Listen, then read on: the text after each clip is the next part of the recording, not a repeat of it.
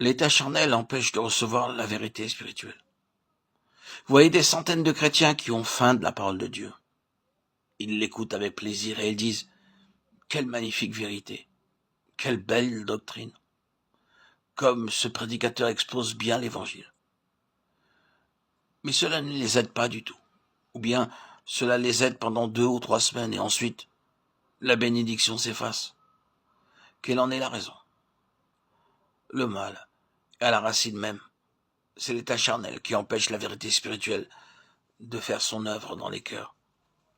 Je crains que dans nos églises, nous fassions souvent une terrible erreur.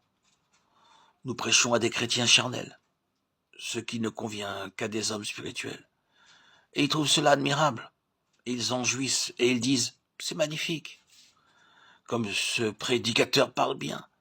Quelle connaissance profonde des vérités évangéliques. Mais leurs vies ne sont pas transformées. Ils sont charnels, malgré l'enseignement spirituel qu'ils reçoivent. C'est une chose que nous devions demander à Dieu. C'est celle-ci. Seigneur, fais que je ne reçoive pas des enseignements spirituels dans un esprit charnel. La seule chose qui puisse vous prouver que vous avez reçu une bénédiction, c'est que vous vous trouviez transporté de l'état charnel à l'état spirituel. Dieu désire faire cette œuvre en nous. Demandons-lui donc de l'accomplir. Croyons qu'il l'accomplira. Maintenant, une question très importante et très solennelle se pose. Est-il possible de passer de l'état charnel à l'état spirituel? Et comment est-ce possible? Je crois qu'en premier lieu, il est nécessaire d'avoir une vision exacte de la vie spirituelle et d'y croire. Le fond de nos cœurs est tellement rempli d'incrédulité, sans que nous nous en rendions compte, que nous avons de la peine à accepter l'idée que nous pouvons devenir des hommes spirituels immédiatement. Nous ne le croyons pas. J'ai entendu un jour une histoire très intéressante. Je parlais avec un chrétien très expérimenté au sujet de mon prochain voyage. Et je lui dis, dites-moi, quel est l'état d'esprit des chrétiens dans ce pays? Vous avez travaillé parmi eux et vous les connaissez bien. Il me répondit, je crois que la pire chose parmi les chrétiens de ce pays, c'est l'incrédulité. Et il se mit à me raconter l'histoire d'un jeune homme qui travaillait dans l'œuvre de Dieu. Ce jeune homme possédait des dons remarquables et mon ami ne pouvait comprendre pourquoi, avec de tels dons, il n'obtenait pas davantage de bénédictions. Tous deux passèrent une journée entière à chercher quel pouvait être l'obstacle qui empêchait ce jeune homme d'être béni dans son travail pour Dieu.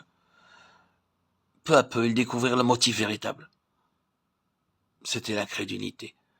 Ce jeune homme ne croyait pas qu'il fût possible d'avoir une vie consacrée. Il n'avait pas la certitude que Dieu était prêt à lui accorder les bénédictions demandées. Ce soir-là, ce jeune homme devait faire une réunion. Mais son ami lui dit, je ferai la réunion avec votre place, à votre place. Rentrez chez vous et revenez me voir demain matin à 9 heures. Le jeune homme revint le jour suivant et ils recommencèrent à parler ensemble et à prier. Et dans le cours de la journée, le jeune homme saisit ce que c'était que de croire en la puissance de Dieu pour une vie d'entière consécration. Dieu lui accorda la bénédiction qu'il recherchait et par la suite son ministère fut 10 fois plus fécond qu'auparavant. Oh, croyez que si vous êtes prêt à recevoir cette bénédiction et si vous désirez la recevoir, Dieu peut faire de vous un homme spirituel.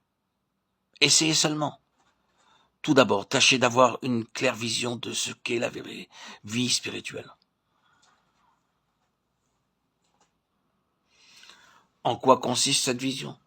Vous savez que l'Écriture parle de 2 puissances de vie, la chair et l'esprit. La chair, c'est-à-dire la vie sous la puissance du péché. L'esprit, c'est-à-dire la vie de Dieu venant prendre la place de notre vie. Ce dont nous avons besoin et ce que la Bible nous dit, c'est de donner notre vie tout entière, de mourir avec Christ, de devenir comme rien et de recevoir la vie de Christ et la vie de l'Esprit qui agiront pour nous. Croyez que cela peut être. Le croyez-vous? Vous dites, c'est une chose si haute, si sainte, si glorieuse. Je le crois. Pas que je puisse l'atteindre.